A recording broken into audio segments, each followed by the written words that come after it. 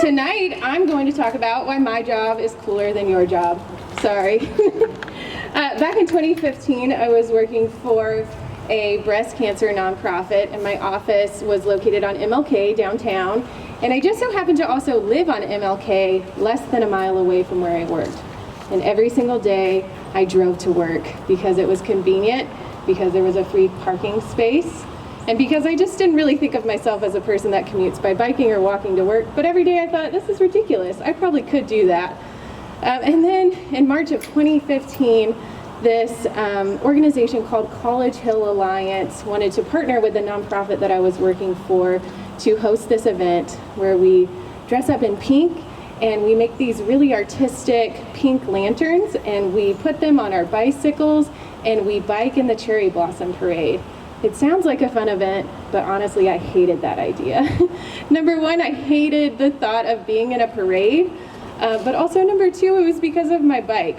I had a bike, but it was a bike that a friend had given me. It was really old, it was clunky, one speed, not very inspiring, so I never rode it. But I got it out for this event, even though I really didn't want to.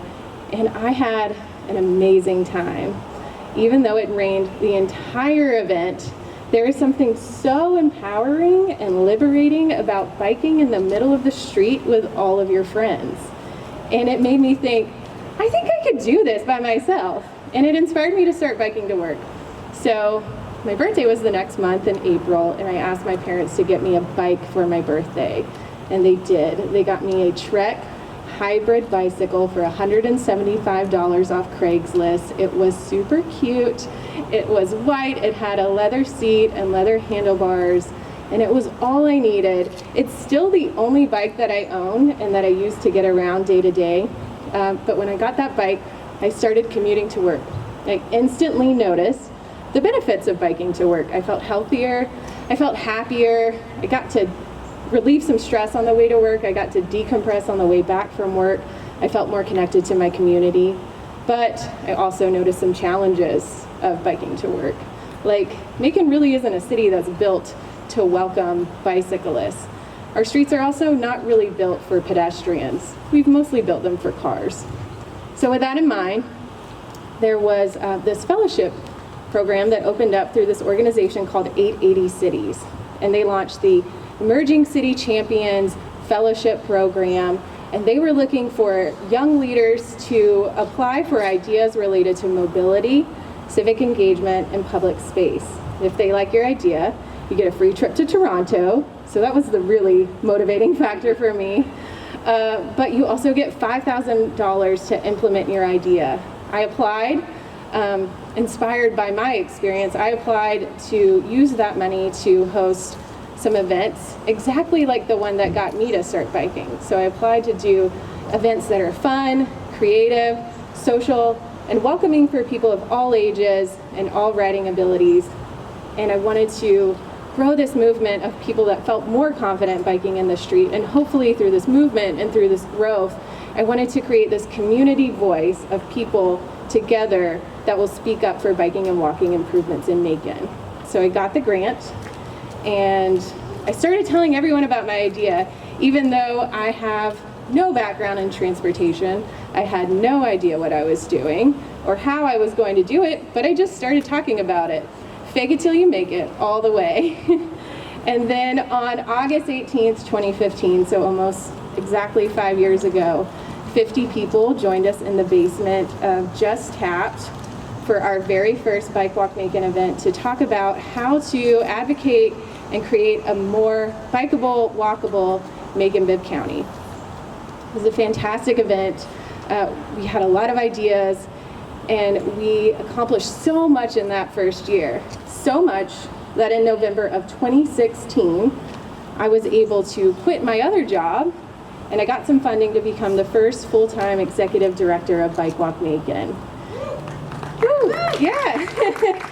And since then, we've gone from this passionate, extremely grassroots group of volunteers who are committed to improving biking and walking to a nonprofit organization with 2 full-time staff.